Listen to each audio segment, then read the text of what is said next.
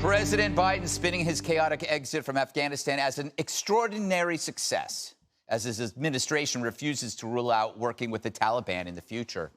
Privately, administration officials say they're horrified over abandoning Americans.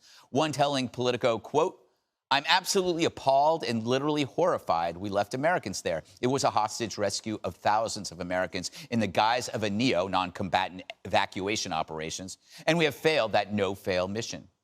Biden's chief of staff, Ron Klain, doing his best, however, to paint a rosy picture.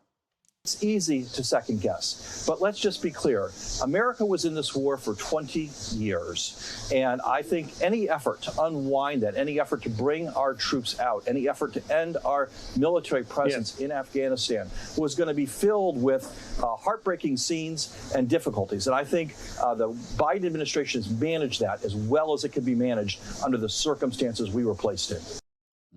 Meanwhile, the Taliban showed off while decked out in billions of dollars of U.S. military equipment. And the Biden administration is still not ruling out working with the terror group in the future. What is the Taliban? Are they now our frenemy? Are they our adversary? Are they our enemy? What are they? Well, it's hard to put a label on it. As far as our dealings with them at that airfield or in the past year or so, in war, you do what you must in order to reduce risk to mission and force, not what you necessarily want to do. Any possibility of coordination against ISIS-K with them? It's possible. Man, that was upbeat. All right, Evil Shannon, thank you for taking the time out to come here. Good to be with you. So President Biden calls it an extraordinary success. But you can only apply that phrase if you apply to a very narrow space, like we got the plane in the air. Mm-hmm. That's it. Because if you incorporate the horrifying process and the loss of life, how can you say that? Well, groups also classifying it as an extraordinary success. China. Yeah. Russia, Iran. I mean, we have to be very cognizant of how this plays on the world stage, because clearly there are a number of people who are cheering, including other terror groups and the Taliban, saying this is a defeat of the U.S. But when you hear them say we did the best we could with the situation that we have, I looked at this letter that came out a couple of days ago from 90-some retired generals, admirals, other top military officials who say, you can't tell me that General Milley and that Secretary Austin thought this was the best plan ever. If they didn't fully push back against this president and say this was a terrible idea, they should resign, or they should resign now. People need some kind of accountability, because to say that, and they go back to the pivot of like it was time to leave. Almost everybody agrees on that. It's not about that. It's how we left. And if our military leaders really gave this president this advice and said this was the best scenario, then we need some answers. Yeah, they're continuing with the bait and switch. Nobody's debating the decision to leave. It was how it was pulled off, Will, which was, everybody agrees, was horrifying. One thing they don't talk about as much anymore are the allies. We understand that the Americans are still there, but what about our allies that we left behind? They were there to help us, and we just, We left so much behind. And it's interesting that they qualify this as a success, Greg, by ignoring what we left behind. What they're looking at is the 100,000 that were evacuated, ignoring the 1,000, 2,000, 300, whatever the number may be that we left behind. That has all the hope of a doctor walking in and telling you, you know what, you're 90% cancer-free. Mm-hmm. That's not an encouraging statement coming from your doctor. Brought to you, by the way, from the people with the same mindset that said, here's a mostly peaceful riot. Right. They have a way not of seeing the silver lining, but of creating the silver lining. So I would suggest you ignore them. Mm-hmm. Listen to the silent voices or the anonymous voices in their administration. Listen to the Obama administration officials who are throwing them under the bus. Mm-hmm. Listen to our vets that say our standard is leave no man behind.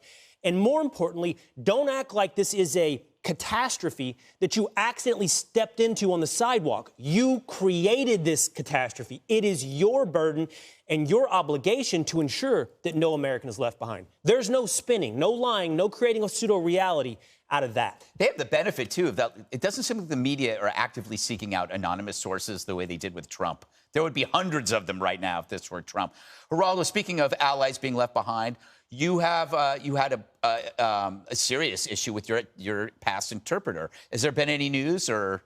Here he is. That's him right next to me. That's Akbar Shinwari. He was 18 years old when we met him. That's your brother. He begged us to go to. It's Craig on the left. Yeah. But Akbar begged us to go with him.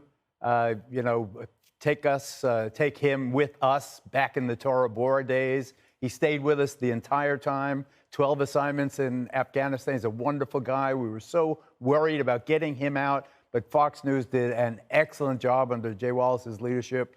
We really got virtually all of our people out. And many of the other networks did the same. I mean, it is because it's news when things go badly. The fact that this went right and we got this dear friend out, and hopefully my family and I will sponsor him here in the United States. We look forward to his arrival here. But you know, they should move in with you, Geraldo. But I said that I will sponsor them. Either he'll live. I with see me a reality show. He'll live next door. Ooh, I see a reality show. But one point I want to make is that JFK, after the Bay of Pigs humiliation, when he took credit, said, "Victory has 100 fathers. Defeat is an orphan."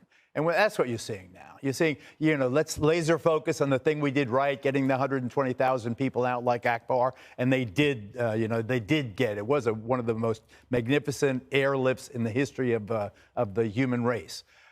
What went badly, however, and we're going to live with it. It's going to stick in our craw, is watching these people who were savages and brutes and were our enemies strutting around wearing our clothes. I mean, it's going to be very, very difficult for us to bear. We're not programmed for it. But it is our new reality. Dagan, this something that drives me crazy is that we keep saying that we have this, or the administration keeps saying we have this enormous leverage with the Taliban, because we have these frozen assets or whatever they're referring to.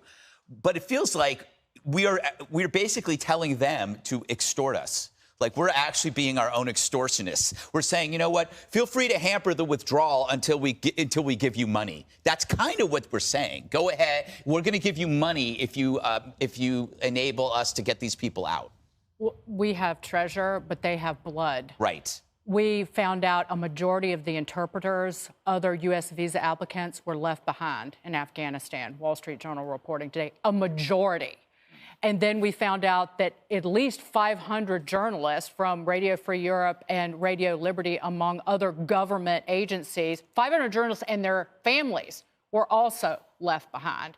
So it was too much to expect President empathy. I thought that was always a joke, but instead we got commander and callousness. Biden and company and all of these Democrats have displayed a real total lack of respect and regard for the American people. It's the same rubes and rednecks and the flyover folks, but they are looking at, they're dishing out Washington bio waste. They're looking at the American people and telling demonstrable lies over and over and over again. And anybody who has the capability of hearing and seeing knows that they're being lied to. And these, like yesterday, couldn't have gone better. And I think one of the reasons that General Milley and SecDef Austin only took 3 questions today is because they're trying to avoid being put in a situation where they have to either lie for the president or tell the American people the truth. And the most dangerous thing to me is Joe Biden clearly is acting like a one-term president. He doesn't give a damn, and it has scorched America. It has scorched Afghanistan. It's a scorched future because he won't be around when the next terror attack arrives on our shores. Also, just before we go, Ron Klain saying it's easy to second-guess. We should have been second-guessing more. We should have been first-guessing. We probably wouldn't have been in this mess if more people were engaged, and I'm including myself in that. It was the absence of second guessing that let this unfold for so long and then end like this. I do think that leaks, though, it won't be the journalists going to the insiders. They're going to be texting.